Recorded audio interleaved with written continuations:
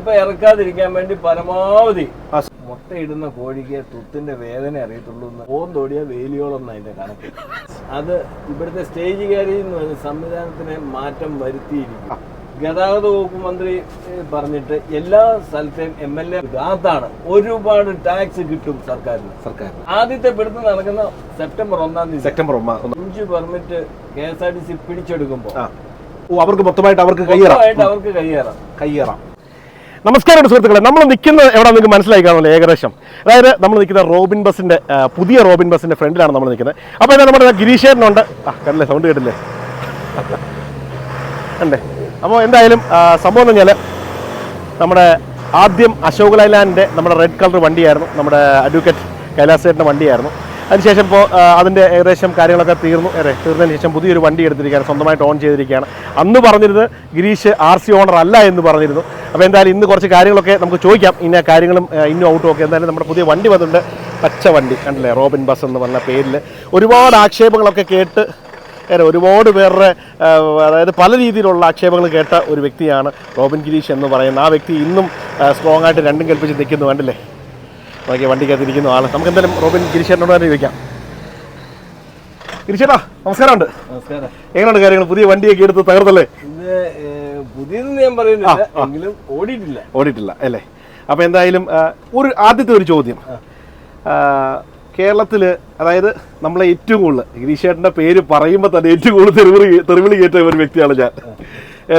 അതോടൊപ്പം നമ്മുടെ മറ്റേ വണ്ടിയുടെ അതായത് കാലാവധി തീർന്നപ്പോൾ ഒരു ചാനലുകാരൻ വന്നിട്ട് എന്തെല്ലാം ഡയലോഗുകളായിരുന്നു.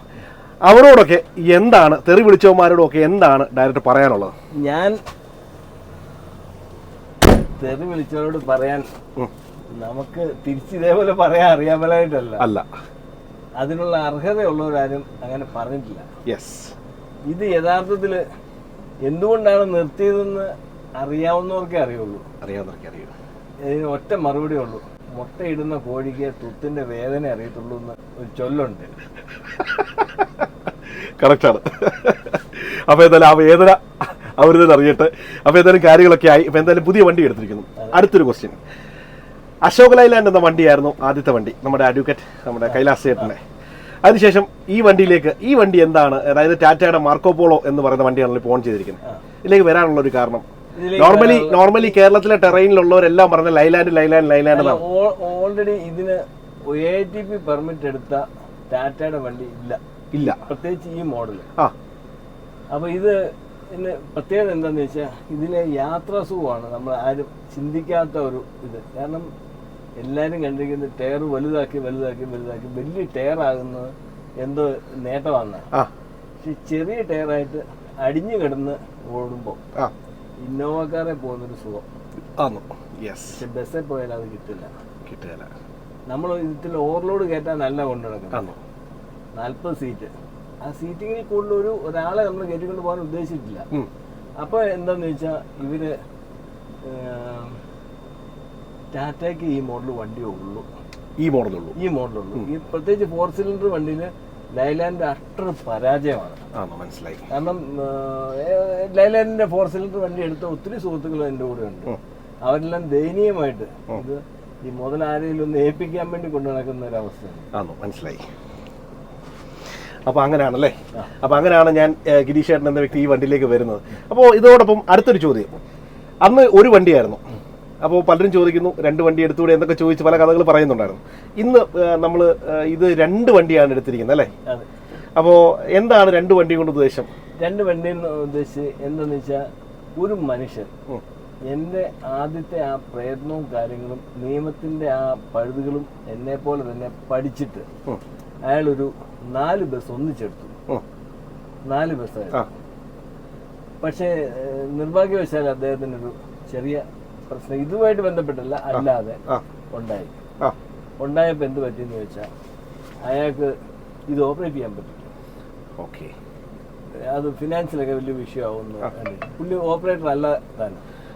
അപ്പൊ അദ്ദേഹത്തിന് അതൊരു ബുദ്ധിമുട്ട്.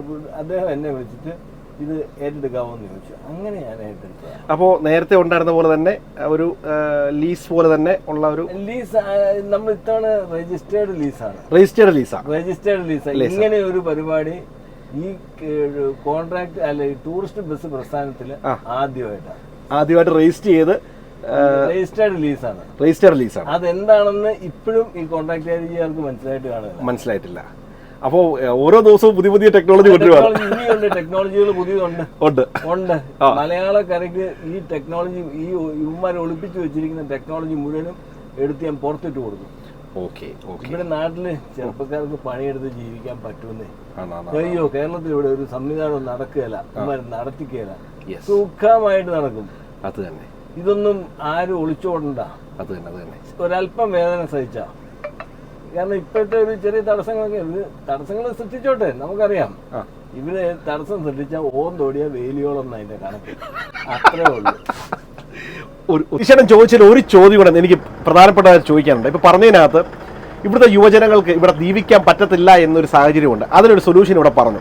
അതോടൊപ്പം നമ്മുടെ കഴിഞ്ഞ ദിവസം ഒരു ഇന്റർവ്യൂവിനകത്ത് നമ്മുടെ സന്തോഷ് ജോർജ് കുളങ്ങര അദ്ദേഹത്തോട് ഒരു പയ്യൻ ചോദിക്കുന്നു, ഇവിടുത്തെ യുവജനങ്ങൾക്ക് ശമ്പളം, അതായത് സാലറി ഇല്ലെന്ന്, കുറഞ്ഞ സാലറി വേതന വന്നു. അപ്പോൾ പുള്ളിക്കാരൊരു ആൻസർ പറഞ്ഞു, അതായത് നിങ്ങളൊരു സംരംഭകനാകാൻ പഠിക്കാൻ.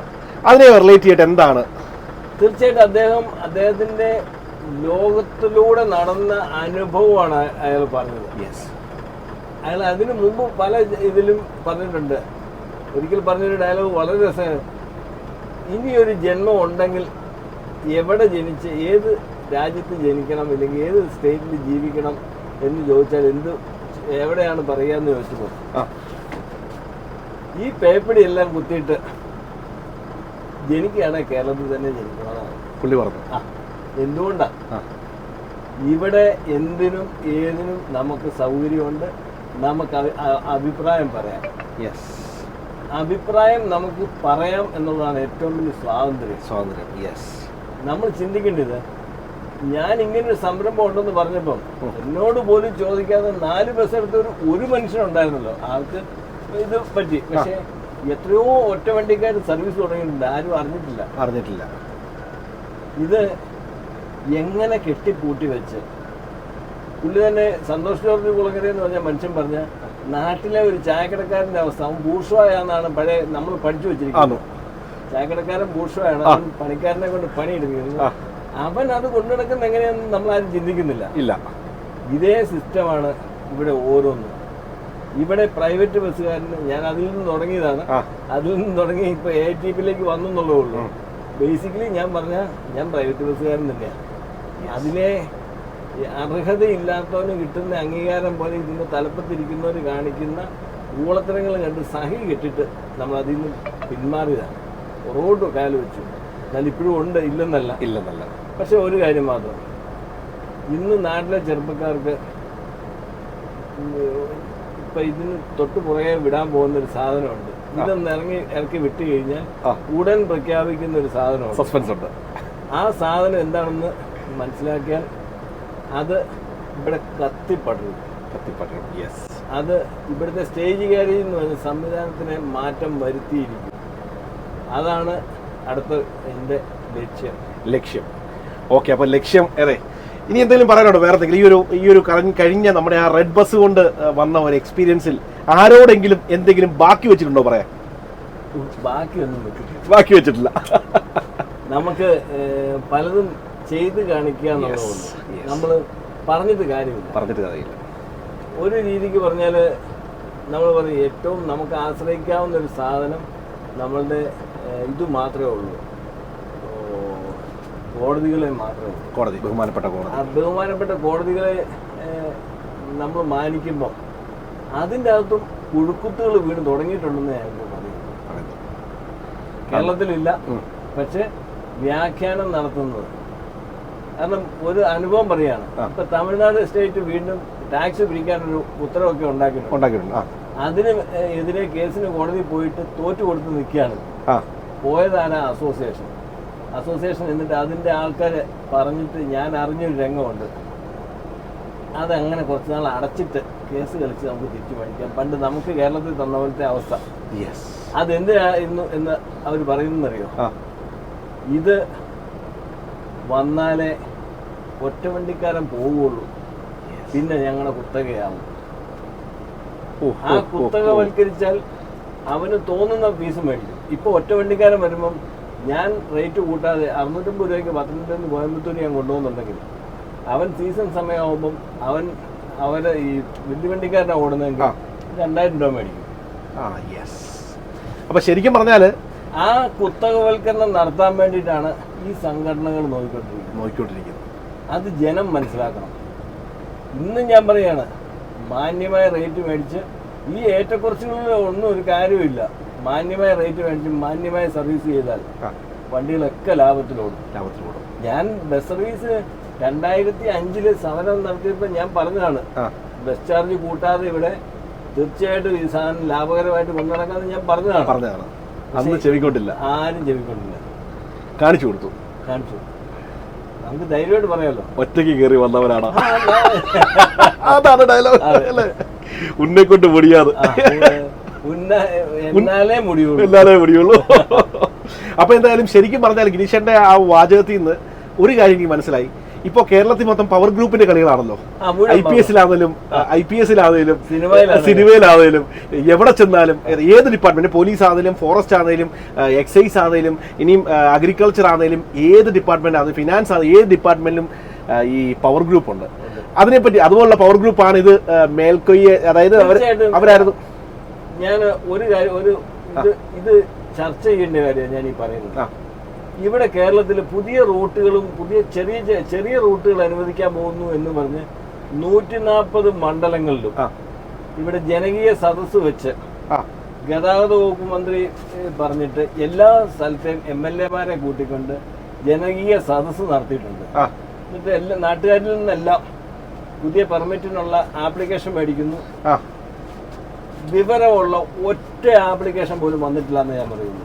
ഒറ്റ ആപ്ലിക്കേഷൻ പോലും ഈ 140 മണ്ഡലത്തിൽ നടത്തിയാൽ ആ 140 മണ്ഡലത്തിനും വന്നിട്ടില്ല. പക്ഷേ ഞാൻ ഇപ്പോഴും പറയുന്നു, നിസ്സാരം മന്ത്രിയുടെ പേനാത്തുമ്പയിലുണ്ട് ഒരു ചെറിയ ഒരു പോയിന്റില്, ഒരു നിയമത്തിൽ ഒരു ചെറിയ ഈസോ വാസോ ചേർക്കുന്ന പോലെ ഒരു ചെറിയ പോയിന്റ് ചേർത്താൽ ഇവിടെ 6 മാസം കൊണ്ട് 10,000-ലധികം വണ്ടികൾ ഇവിടെ തുടങ്ങും. അപ്പൊ ഒരുപാട് ടാക്സ് കിട്ടുമെന്നാണ് പറഞ്ഞത്. ഒരുപാട് ടാക്സ് കിട്ടും. അതാണ്, ഒരുപാട് ടാക്സ് കിട്ടും സർക്കാരിന്. പക്ഷെ അതിലേക്ക് ആരും വരില്ല. സെക്രട്ടേറിയറ്റിൽ പവർ ഗ്രൂപ്പ് ഉണ്ടേ. അവര് കഴിഞ്ഞ ദിവസം പറഞ്ഞൊരു കാര്യം, ഭരണം മാറി വരും, ഉദ്യോഗസ്ഥന്മാര് മാറുന്നില്ല.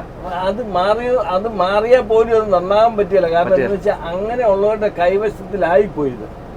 പക്ഷെ നിസ്സാരം ബസ്സുകളുടെ പെർമിറ്റുകളുടെ നിയമത്തിൽ നിസ്സാരമായി 2000 ഡേറ്റ് കൂടെ പറഞ്ഞേക്കാം, 2007 ഉണ്ടാക്കിയ ഒരു നിയമമുണ്ട്. അത് സത്യത്തിൽ പ്രൈവറ്റ് ബസ്സുകാരെ തടയിടാനാണ് എല്ലാവരും പറഞ്ഞത്. പ്രൈവറ്റ് ബസ്സുകാർ പറഞ്ഞിട്ടുണ്ടാക്കിയ നിയമമാണ്.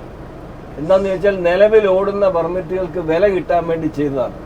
അന്ന് ആ നിയമം കൊണ്ടുവരുമ്പോൾ കേരളത്തിൽ 37,000 പ്രൈവറ്റ് ബസ് ഉണ്ടായിരുന്നു എന്ന് മന്ത്രി ഈ കയറിയപ്പം കഴിഞ്ഞപ്പോൾ 37,000 2007 ഉണ്ടായിരുന്നു. ഇപ്പൊ 7,000 പോലും ഇല്ല. എവിടെ പോയി? ആ ഒറ്റ നിയമത്തിന്റെ പഴുതാണ്. അപ്പൊ ഒന്ന് ആലോചിച്ച് നോക്കി, 37,000 അല്ല 34,000 വണ്ടി ഉണ്ടായിരുന്നപ്പോൾ ഒരു വണ്ടിയെ 2 പേര് വെച്ച് കൂട്ടുമ്പോൾ, സ്റ്റാഫുകൾ മിനിമം ഒരു 2 പേര് വെച്ച് കൂട്ടുമ്പോൾ എത്ര പേർക്ക് തൊഴിലുണ്ടായിരുന്നു? പക്ഷെ ആ തൊഴിലാളികളൊക്കെ ഇപ്പൊ എവിടെ പോയി? എല്ലാം കൂടുതലും അതിൽ തൊഴിലാളികളും മറ്റു തൊഴിൽ അറിയില്ല. അപ്പൊ എന്നെ സംബന്ധിച്ച് എന്നോട് നാളെ ഇതെല്ലാം നിർത്തിക്കൊള്ളാൻ പറഞ്ഞ എന്നെ സംബന്ധിച്ച് എനിക്ക് വേറൊരു തൊഴിൽ അറിയില്ല. അപ്പൊ ആ തൊഴിൽ അറിയാൻ മേലാത്ത ഞാൻ പിന്നെ എന്ത് ചെയ്യും? എനിക്ക് വേറൊന്നും ചെയ്യാൻ കഴിയില്ല. ഞാൻ ഒതുങ്ങിയിരിക്കുക പകുതി അധികം ചത്ത് കെട്ട് തീരുക. ഇതൊരു ലോബിയാണല്ലോ, ഒരു പവർ ഗ്രൂപ്പ് ആണല്ലോ ഗിരീഷനെതിരെ കളിച്ചെന്ന് പറഞ്ഞ പോലെ ഒരു പവർ ഗ്രൂപ്പിന്റെ ഒരു തലവൻ ഇപ്പോൾ ചിറ്റാർ ഞങ്ങളുടെ ഏരിയ കേന്ദ്രീകരിച്ച് ഭയങ്കര തടിവെട്ട് നടക്കാം. അപ്പോൾ തടിവെട്ട് നടക്കുന്നതിൻ്റെ ഭാഗമായിട്ട് ഇദ്ദേഹം വന്നിട്ട് എൻ്റെ മില്ല് കഴിഞ്ഞ കുറച്ച് ദിവസമായിട്ട് എൻ്റെ മില്ലെങ്കിലും ഒന്ന് പിടിച്ചെടുക്കണം, അതിന് ഭയങ്കര കളികളാണ് നടക്കുന്നത്. എനിക്ക് വേറെ പണി അറിയാലോ ഭായി, ഞങ്ങൾ നിൽക്കേണ്ടിയില്ലാതെ ഗിരീഷേട്ടൻ ചെയ്ത പോലെ നിൽക്കേണ്ടിയില്ലാതെ നമ്മൾ പറഞ്ഞ് ചെയ്തു പോകും ഭായി. ചെയ്തു പോകും. അത് നമ്മൾ ചിന്തിക്കണം. 2015 എന്റെ കയ്യിൽ നിന്ന് 5 പെർമിറ്റ് KSRTC പിടിച്ചെടുക്കുമ്പോൾ അവര് നന്നാക്കി കൊണ്ടു നടക്കുകയാണ്. ഞാൻ അന്തസ്സോടെ പറയും, അവർ കൊണ്ടു നടപ്പുണ്ട്. നമ്മുടെ പിള്ളേരെ കെട്ടിച്ച് വിട്ടാലത്തെ അവസ്ഥ നമ്മൾ കൂട്ടുന്നുള്ളൂ. നമ്മൾ ഉണ്ടാക്കിയതല്ലേ, പോട്ടെ, അത് വളരട്ടെ. പക്ഷെ നേരെ തിരിച്ച് വേശ്യപ്പണിക്ക് കൊണ്ടു നടക്കുന്ന ഒരവസ്ഥ അവനവന്റെ മക്കളെ കെട്ടിച്ച് വിട്ട് കഴിഞ്ഞിട്ട് വന്നാൽ സഹിക്കാൻ പറ്റുമോ? ഇല്ല. അതാണ് എൻ്റെ ബുദ്ധിമുട്ട്. ഞാൻ അത്രയും ഇതായിട്ട് എൻ്റെ എൻ്റെ ആരോഗ്യം എൻ്റെ ജീവിതവും കളഞ്ഞ് ഞാൻ ഉണ്ടാക്കിയ പെർമിറ്റുകളാണ്. അത് ഞാൻ ഇവർക്ക് അടിയറവ് വെച്ചിട്ട് ഞാൻ ചുമ്മാതിരിക്കണമെന്നാണോ? അടിച്ചാൽ തിരിച്ചടിക്കണമെന്ന് പഠിച്ചിരിക്കുന്ന മീനച്ചി താലൂക്കുകാരനാണ് ഞാൻ. അണ്ണാ ഞാൻ പാലക്കാരനാ അല്ലേ? അത്രേ ഉള്ളൂ. അപ്പോൾ എന്തായാലും വളരെ സന്തോഷമുണ്ട്. എന്തായാലും കഴിഞ്ഞ ഒരു വർഷത്തെ വലിയൊരു എക്സ്പീരിയൻസ് ആണ് ഷെയർ ചെയ്തത്. ഒരു വർഷം തികഞ്ഞു. കഴിഞ്ഞ ഓർമ്മയുണ്ടോ അപ്പൊ കഴിഞ്ഞു പോയ കാലങ്ങൾ? അല്ല നവംബർ ഈ സമയത്താന്ന് തോന്നുന്നു ആദ്യത്തെ പിടുത്തം നടക്കുന്ന സെപ്റ്റംബർ 1-ാം തീയതി. സെപ്റ്റംബർ 1 നവംബർ ഡിസംബർ ഇനിയിപ്പോ സെപ്റ്റംബർ ഓഗസ്റ്റ് സെപ്റ്റംബർ ഇന്നലെ ഞാൻ ആദ്യം എന്റെ ഫസ്റ്റ് വീഡിയോ വരുന്നത് റാദി വെച്ച്. എന്റെ പൊന്നളിയ ആ ഒരു വർഷം തികഞ്ഞപ്പോ എന്തായാലും ഒരു വണ്ടിപ്പുറത്ത് ഒരു ആനപ്പുറത്ത് വീണ്ടും ഇരിക്കാൻ പറ്റിയല്ലേ? അപ്പൊ എന്തായാലും ഇത് ഇപ്പൊ ഇറക്കാതിരിക്കാൻ വേണ്ടി പരമാവധി ശ്രമിക്കുന്നുണ്ട്. അത് കേരളം തമിഴ്നാട് അതുപോലെ ശ്രമിക്കുന്നുണ്ട്. നമ്മളവർക്ക് സർക്കാർ ശ്രമിക്കുന്നത് അല്ല, പവർ ലോബിയാണ്. അതിനകത്ത് സ്വകാര്യ സംരംഭത്തിന്റെ കൂടിയായിട്ട് എന്ന് പറഞ്ഞാൽ 200-300 വണ്ടികളുള്ള വലിയ സാറന്മാർ തന്നെയാണ് കളിക്കുന്നത്. അവർക്ക് വേണ്ടി ഇവര് നിയമം ഉണ്ടാക്കി കൊടുക്കും. എന്തായിരിക്കും അവരുടെ ഒരു ലാഭം? അവരുടെ ലാഭം ഞാൻ പറഞ്ഞല്ലോ, അവർക്ക് ഇങ്ങനെ ഒറ്റ വണ്ടിക്കാരൻ ഇറങ്ങാതിരുന്നാൽ അവർക്ക് മൊത്തമായിട്ട് അവർക്ക് കയ്യേറാം. ഇപ്പം ഉദാഹരണം ഞാൻ പറയാം, ഇപ്പൊ റിലയൻസ് പോലെ ഒരു കമ്പനി വന്നു, 100-500 വണ്ടി ഇങ്ങനെ കൊണ്ടുവന്നു, നമ്മൾ തള്ളിപ്പോയില്ലേ? അതന്നെ. ഇപ്പൊ കേരളത്തിൽ മൊത്തം ഒരുപാട് സ്ഥാപനങ്ങൾ ഇപ്പൊ റിലയൻസ് ഏറ്റെടുക്കുന്നുണ്ട്. അതുപോലെ ഇപ്പൊ ഞാൻ ചെയ്തിട്ട് ചലോ എന്ന് പറഞ്ഞൊരു കമ്പനി കേരളത്തിൽ കിടന്ന് കളിക്കുന്നുണ്ട്. എല്ലാരും പറഞ്ഞു KSRTC പോലും ചലോയ്ക്കാണ് ഇത് കൊടുത്തത്. ഏത് റൂട്ടിലാണ് ചലോയാണ് എല്ലാവർക്കും മെഷീൻ കൊടുക്കുന്നത്. ഏത് റൂട്ടിലാണ് ആളുള്ളത്, എവിടെയാണ് കളക്ഷൻ ഉള്ളത്, ഏത് സമയത്താണ് കളക്ഷൻ ഉള്ളതെന്ന് ചലോക്കാർ ഇപ്പൊ കൃത്യം പറയും. ചലോ എന്ന് പറയുന്ന കമ്പനി മധ്യപ്രദേശിലൊക്കെ ബസ് സർവീസ് തുടങ്ങി. ആയിരക്കണക്കിന് വണ്ടി അവിടെ കിടന്ന് ഓടുന്നുണ്ട്. അവർ ശരിക്കും മാർക്കറ്റ് പഠിച്ചിട്ടാണ് കളിക്കുന്നത്. അവർക്ക് വന്നാ ഇറങ്ങാനുള്ള നിയമം ഇവിടെ ഉണ്ട്. ആ നിയമമാണ് ഞാൻ ഈ കാണിച്ചു തരുന്നത്. പക്ഷെ ഇവിടെയുള്ള ആൾക്കാർ ഇപ്പോഴും നമ്മളൊന്ന് ആലോചിച്ച് ടിക്കറ്റ് മെഷീനിൽ ടിക്കറ്റ് കൊടുക്കുന്ന കാലമാണ്. അതും ടച്ച് സ്ക്രീൻ മെഷീനിൽ. ഇന്നും ടിക്കറ്റ് ബുക്കിൽ എഴുതി കൊടുക്കുന്ന നിയമം, അതുപോലെ ടിക്കറ്റ് കൊടുക്കാത്ത വണ്ടികൾ കൊടുക്കുന്ന കാലമാണ് ഇവിടെ. ആ പഴയ കാലത്തിൽ നിന്ന് മാറാൻ ഇവർ തയ്യാറല്ല. അത് എന്താന്ന് വെച്ചാൽ 90-ആയ കിളവനാണേലും ബസ്സുടമയാണോ, അവൻ ചത്താലേ അതിൽ നിന്ന് വിടുള്ളൂ. അതാണ് അതിന്റെ പ്രത്യേകത. അതാണ്. അപ്പൊ എന്തായാലും വളരെ സന്തോഷം. ഏകദേശം പുതിയ വരുന്ന സംരംഭകർക്ക് എന്തെങ്കിലും പറയാനുണ്ടോ? സംരംഭകരോട് ഒറ്റ കാര്യം മാത്രം, ചെയ്യാൻ തന്റെ ഉണ്ടെങ്കിലേ ഇറങ്ങാവുള്ളൂ. 2-3 തവണ പിടിച്ചു കഴിയുമ്പോൾ ഇവന്മാര് കോലം കിട്ടും. പേടിപ്പിച്ച പേടിക്കുമെങ്കിൽ പണിക്ക് ഇറങ്ങരുത്. പേടിക്കേല എന്ന് തീരുമാനിച്ചിട്ട് ഇറങ്ങിയ ഇവന്മാര് നമ്മളെ കാണുമ്പോൾ പേടിക്കും. ജനിച്ചാൽ ഒരു നാൾ മരിക്കണം അല്ലേ? ഒരു നാൾ മരിക്കണം. ആണായി ജീവിച്ചാൽ അത് ആണായി ജീവിക്കണം, അല്ലാതെ ആണും പെണ്ണും കെട്ടി ജീവിക്കണം. അതാണ്. അപ്പൊ എന്തായാലും വളരെ സന്തോഷം. അപ്പൊ നമുക്ക് വണ്ടിക്കകത്ത് കുറച്ച് കാര്യങ്ങളൊക്കെ കാണിക്കുന്നുണ്ട്. അപ്പൊ 40 സീറ്റാണല്ലേ? അപ്പോൾ നല്ല ഫുൾ AC ആണ്. അപ്പോൾ ഇനി AC-ക്കകത്ത് തണുപ്പ് കൊണ്ടുകൊണ്ട് നമുക്ക് യാത്ര ചെയ്യാം. കണ്ടില്ലേ, നല്ല പുഷ് ബാക്ക് സീറ്റാണ്. കണ്ടില്ലേ, നല്ല സെറ്റായിട്ടാണ് കാര്യങ്ങൾ ചെയ്തിരിക്കുന്നത്. വളരെ സന്തോഷം കേട്ടോ. അപ്പോൾ എന്തായാലും ഗിരീഷേട്ടൻ ഒരുപാട് കഷ്ടപ്പെട്ടാണ് അദ്ദേഹം ഇങ്ങനൊരു സംരംഭം പടുത്തുയർത്തിക്കൊണ്ട് വന്നിരിക്കുന്നത്. അപ്പോൾ എനിക്കും അതിൻ്റെ കൂടെ അപചാര്യമായിട്ടാണ് ഇദ്ദേഹമായിട്ടൊരു ഫ്രണ്ട്ഷിപ്പ് കൂടാൻ പറ്റിയത്. അപ്പോൾ എന്തായാലും ഇപ്പോൾ കമൻറ്റിൽ പലരും വരും, നിനക്ക് ഇത് വിട്ടില്ലേടാ എന്നൊക്കെ ചോദിച്ച് പലരും വരും. അപ്പോൾ അവരോട് പറയുന്നത് നമ്മൾ ചെയ്ത് കാണിക്കുക. നമ്മൾ പുള്ളിയുടെ കണ്ടില്ലേ, ഒരു കാല് വയ്യാത്തൊരു വ്യക്തിയാണ്, കൈ വയ്യാത്തൊരു വ്യക്തിയാണ്, തളർന്ന വ്യക്തിയാണ്. അപ്പോൾ എന്ന് പറഞ്ഞ പോലെ എനിക്കും പറ്റിയ നല്ലൊരു ഫ്രണ്ടാണ്. കാരണം ഫ്രണ്ടെന്ന് പറഞ്ഞാൽ വലിയൊരു സുഹൃത്താണ്. കാരണം എനിക്കും അതുപോലെ ചെറിയ ബുദ്ധിമുട്ടുകളൊക്കെ ഉണ്ട്. അപ്പോൾ ആ ബുദ്ധിമുട്ടുകളെല്ലാം കവർ ചെയ്ത് ഞങ്ങൾ അങ്ങോട്ടും ഇങ്ങോട്ടും അവരുടെ ഒരു ഗ്യാങ് ഉണ്ട്. ആ ഗ്യാങ്ങിൻ്റെ കൂടെ എനിക്കും ചേരാൻ പറ്റില്ല. വളരെ സന്തോഷം. അപ്പോൾ എന്തായാലും ഈ സർവീസ് ഉടനെ ഉണ്ടാവും. അപ്പോൾ ആ ഡേറ്റും കാര്യങ്ങളൊക്കെ ഉടനെ ഞങ്ങൾ അനൗൺസ് ചെയ്യുന്നതായിരിക്കും. അപ്പോൾ എന്തായാലും ഞങ്ങൾ വീഡിയോ വൈൻഡപ്പ് ചെയ്യാണ്. വണ്ടി എടുത്തതിന് ശേഷം ഒരു വീഡിയോ വന്നില്ല. കുറേ സാങ്കേതികമായിട്ടുള്ള കുറച്ച് കാര്യങ്ങളൊക്കെ ആയിട്ടാണ് വണ്ടി എടുത്തതിന് ശേഷം വീഡിയോ ചെയ്യാൻ. അപ്പോൾ ഇതിന് ശേഷം ഞാൻ വണ്ടിയെ പറ്റി വേറൊരു വീഡിയോ നമ്മൾ ചെയ്യുന്നതായിരിക്കും. അത്ര കംഫർട്ട് കൊടുക്കാവുന്ന ഒരു വണ്ടിയാണ് മാർക്കോ പോളോ. അത് ആ ടെക്നോളജി അവർ തെളിയിച്ചതാണ്. മെഷേഴ്സ് എടുത്തിട്ടുള്ള യെസ്. അപ്പോൾ അത് ഓരോരുത്തരും ടാറ്റയെ എല്ലാവരും കുറ്റം പറയും. പക്ഷെ എന്താണെന്ന് ടാറ്റയുടെ കുറ്റം എന്ന് ചോദിച്ചാൽ ആർക്കും പറയാം. ഏറ്റവും എല്ലാ ടെക്നോളജിയും ആദ്യം കൊണ്ടുവരുന്നത് ടാറ്റ ബസ്സുകളിൽ. പക്ഷെ അവൻ ഔട്ടായി പോകും. അതാണ് അതിപ്പോ എന്റെ കാര്യത്തിൽ നാളെ ഞാൻ ഔട്ടാവും. ATP ആയിട്ട് ആദ്യം വന്ന് ഞാനാണ്. നാളെ നമ്മൾ ഔട്ടാവും നമുക്കറിയില്ല. പക്ഷേ നമ്മളെ കൊണ്ട് ചെയ്യാൻ പറ്റും, നമ്മൾ ചെയ്യാം. നമുക്ക് ഒറ്റ ലൈഫല്ലേ ഉള്ളൂ. ഒറ്റ ലൈഫ്. അത് നമ്മളെന്താ ഈ ഡേറ്റ് ഒക്കെ ഓണത്തിന് മുന്നേ ഞങ്ങൾ അതിന്റെ വ്യക്തമായിട്ടുള്ള അനൗൺസ്മെന്റ് വരും എന്നാന്നുള്ളത്. അപ്പൊ എന്തായാലും അന്ന് നമ്മൾ വണ്ടിയെ കാണും. അല്ലേ, നമ്മൾ ഒരുമിച്ച് കാണത്തില്ലേ? തീർച്ചയായിട്ടും ഒരുമിച്ച് കാണും. അപ്പോൾ എന്തായാലും നമ്മൾ അതിനുള്ള പ്ലാനിങ് ഒക്കെയാണ്. അപ്പോൾ എന്തായാലും കാണാൻ അടുത്തൊരു വീഡിയോ ആയിട്ട്. കൂടുതൽ സ്പെക്കായിട്ട് കൂടുതലൊന്നും പറഞ്ഞിട്ടില്ല, ജസ്റ്റ് ഞങ്ങളുടെ കുറേ എക്സ്പീരിയൻസ് ആണ് ഷെയർ ചെയ്ത്. കഴിഞ്ഞ കാലത്തുണ്ടായിരുന്ന റോഡ് നീളം ഞങ്ങളെ സ്വീകരിക്കാൻ വേണ്ടി ഇതുപോലെ പ്രൊട്ടക്ഷൻ തന്ന ഒരേ ഒരു ബസ് റോബിൻ ബസ് എന്ന് പറഞ്ഞ ഒറ്റ പേരായിരുന്നു. അപ്പോൾ എന്തായാലും ഉന്നെ കൊണ്ട് മുടിയാറ് എന്നാൽ മുടിയും എന്ന് പറഞ്ഞ ആ ഒരു ക്യാപ്ഷനോടുകൂടി ഞാൻ സൈൻ ഓഫ് ചെയ്യുകയാണ്. അപ്പോൾ ഓക്കെ അല്ലേ? തീർച്ചയായിട്ടും ഡബിൾ ഓക്കെ അല്ലേ? Double okay. ഓക്കെ.